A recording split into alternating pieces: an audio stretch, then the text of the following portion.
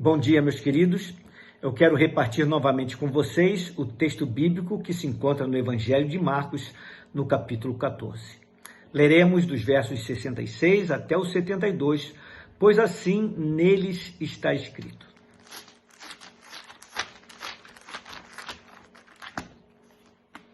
E estando Pedro embaixo no átrio, chegou uma das criadas do sumo sacerdote. E vendo a Pedro, que se estava aquentando, olhou para ele e disse: Tu também estavas com Jesus Nazareno. Mas ele negou-o, dizendo: Não o conheço, nem sei o que disse. E saiu fora ao alpendre, e o galo cantou. E a criada, vendo-o outra vez, começou a dizer aos que ali estavam: Este é um dos tais.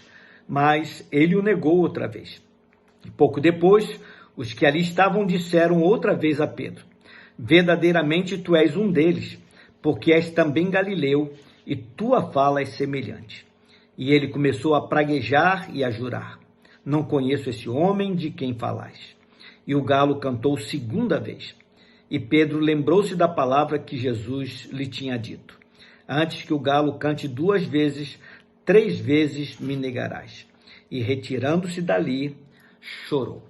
Meu querido, minha querida, a fé que Pedro depositava na pessoa de Jesus, e bem assim as suas convicções pessoais, ainda não haviam se tornado robustas a fim de sustentá-lo em meio às duras confrontações que estava sofrendo. Cito uma vez mais as palavras proferidas certa feita pelo próprio Senhor Jesus Cristo e que estão registradas no Evangelho de Mateus, no capítulo 15, verso 8. Abro aspas. Assim disse o Senhor: Este povo se aproxima de mim com a sua boca e me honra com seus lábios, mas o seu coração está longe de mim. Fecho aspas. Meu querido, minha querida, quando Jesus fez esta afirmação, ele não se referiu somente ao povo como um todo, mas também àqueles que se diziam discípulos seus. Jesus conhecia e conhece os corações. E, com certeza, esta declaração se aplicava muito bem à pessoa de Pedro. Mesmo que Pedro fosse capaz de fazer afirmações como a que está registrada no verso 31 deste mesmo capítulo 14 do Evangelho de Marcos, onde lemos o que ele disse, abro aspas: Ainda que me seja necessário morrer contigo, de modo nenhum te negarei, fecho aspas. Jesus sabia que declarações como estas não passavam de bravatas, de honrarias apenas de lábios, porque não vinham ainda do mais profundo do coração. Eram, portanto, inconsistentes. Sim, Jesus referiu-se a Pedro também.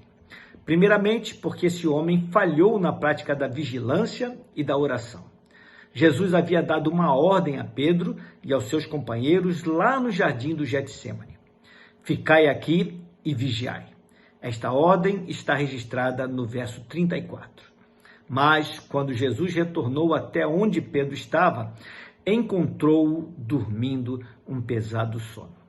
Novamente, então, Jesus ordenou a Pedro: Vigiai e orai, para que não entreis em tentação. Esta ordem também está registrada no verso 38. Todavia, Pedro não fez isto.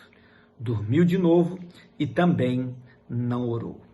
Horas depois deste ocorrido, ao ser então confrontado pela mulher e depois por algumas poucas pessoas, como mostra o texto que nos tem servido de base para essas reflexões, Pedro mentiu a respeito do seu relacionamento com Jesus. Quando as pessoas o pressionaram dizendo: És um dele, estavas com ele, a tua fala te denuncia, ele simplesmente o negou. Negou conhecer a Jesus. Mentiu descaradamente ao responder: Não o conheço, nem sei quem ele é. Pedro evitou identificar-se com Cristo.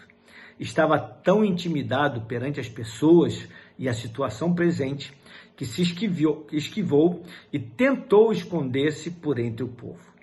Pedro não conseguiu levantar-se em defesa do seu mestre. Pedro poderia ter feito isto, mas simplesmente negou a Jesus. Pedro também não se apegou à sua fé. Por isto é que o evangelista Marcos registrou que ele saiu daquele pátio após ter sido confrontado por um punhado de pessoas chorando amargamente, pois não fora capaz de resistir com fé naquele momento tão crucial. A maneira como Pedro respondeu ao chamamento do Senhor Jesus Cristo foi reprovável, pois agiu como um religioso e não como um cristão. Pedro estava simplesmente irreconhecível. Pedro é prova real de que é possível vivenciar o cristianismo sem que Cristo esteja ocupando o lugar primeiro nas nossas vidas. Que é possível acreditar sinceramente que estamos caminhando firme com Cristo, ainda que tenhamos pouco comprometimento com a pessoa dele. Que é possível nos tornar seguidores de Cristo, mas não compreendermos a dimensão deste ato de fé e nem as suas profundas implicações. Que é possível vivenciar experiências marcantes com Cristo, sem que isto nos conduza a uma devoção genuína à pessoa dele. Que é provável que nos consideremos achegados a Cristo, sem que as pessoas à nossa volta consigam discernir claramente se somos ou não discípulos dele.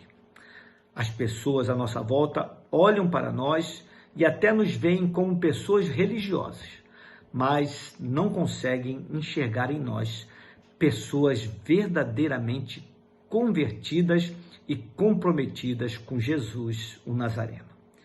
Mas apesar de tudo isto, a verdade maior continua sendo esta: o Evangelho transforma vidas, transforma mentes e corações. O caminhar com Cristo transforma o homem. Tenha isto em mente, pois amanhã começarei a discorrer sobre isto. Por enquanto, reflita a respeito de tudo o que foi dito até o momento. Vamos orar? Pai amado, mais uma vez nos deparamos com essa atitude de Pedro, reprovável, demonstrando que era alguém que não tinha uma fé consistente nutrida pelo Senhor. Era alguém que, quando confrontado, dissimulava, negou o Senhor descaradamente, porque não tinha compromisso real contigo. Era, talvez, até o momento, um religioso, julgava ser íntimo teu, mas não tinha um apego sincero à tua pessoa. Senhor, nós olhamos para Pedro e queremos aprender com ele.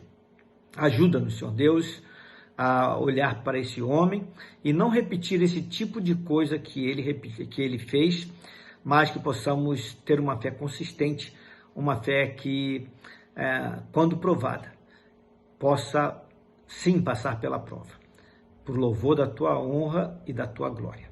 Louvado seja o Senhor, ajuda-nos, Senhor Deus, porque até para isso nós precisamos do teu auxílio. É a oração que fazemos no teu nome precioso. Amém. Meu querido, minha querida, fique com Deus.